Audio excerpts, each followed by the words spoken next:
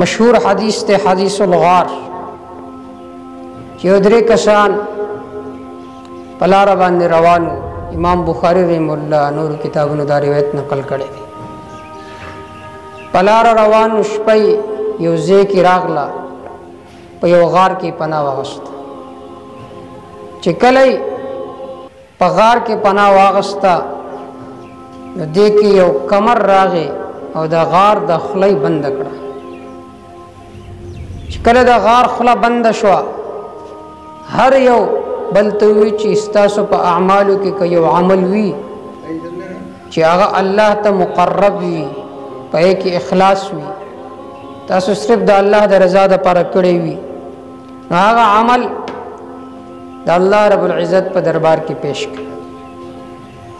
یو ای الله زما خو نور اعمال نشته، لیکن یو عمل مې دی هغه دا چې زما یو د تره لور وه اور هغې سره زما تعلق د عشق و د محبتو، ما ورته دعوت د ګناه ورکړو، هغې زما خبره ونه منله. یو ځل هغه ضرورتمند شوه، حاجتمند شوه، زما خواته راغله او ما ته ووي چې ته ماله دومره روپۍ راکړه، خپل ضرورت پوره کړه. چې کله ما اراده وکړه د هغې لاسونو حرکت شروع او ما ته ووي چې د الله بنده د الله نه ویریږه او دا مهر مه ماتوه په ناجایز طریقې سره. ما هغه د الله رضا دپاره معاف کړه، هغه پیسې مې ولم ورکړې. ای الله که دا عمل ما ستا د رضا دپاره کړی وي نو موږ د دې مشکل نه وباسو. چې کله دا خبره ذکر کړه نو هغه کمر لږ اخوا شو، لږ رڼا غونده کې هغوی ته ښکاره شو. یو عمل یې کړی لیکن د اخلاص نه ډک، بل کس خپل عمل وسیله کو چې یا الله زما خو نور اعمال نشته، خو زه یو مالک ما د کورونو مزدورانو را سره او یو را سره مزدوري کوله.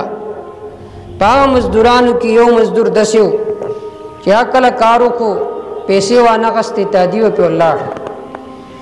یو څو وخت بعد هغه راغی او ما ته وویې د الله بنده د الله نه ویرېږه او زما هغه اجرت او مزدوري ماله راکړه. ما ورته وی دې پورې باړه کې غلامان دي، اوښان دي، بیزې دي، دا ټول ستا دي. هغه ما ته وی چې د الله بنده ما سره مذاق مه کوه، زما چې کم اصل حق دی هغه ماله راکړه.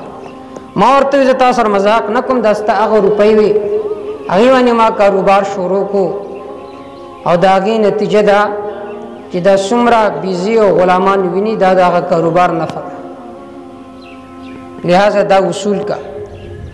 وی هغه کس لاړ، هغه بیزې غلامان هغه ټول ویوړو، یو شی پکې م پاتې نه کړو.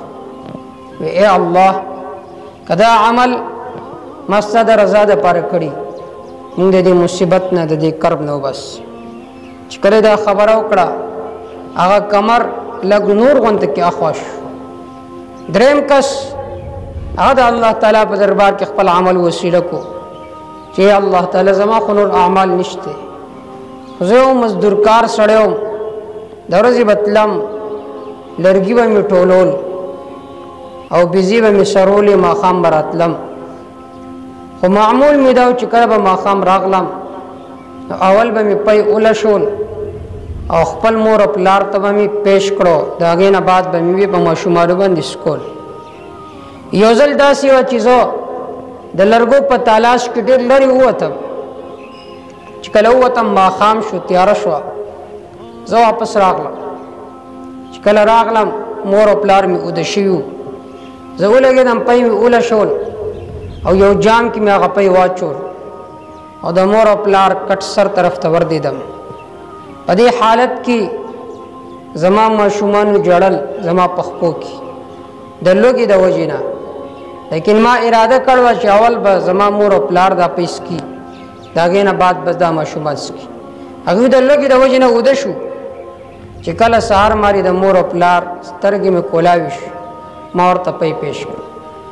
وی الله تعالی که دا عمل ما ستا د رضا دپاره کړی وي موږ د دې مصیبت نه د دې کرب نه بچو ساتي چې کله دا خبره وکړه الله هغه پوره کمر لري کو او هغه ته الله تعالی نجات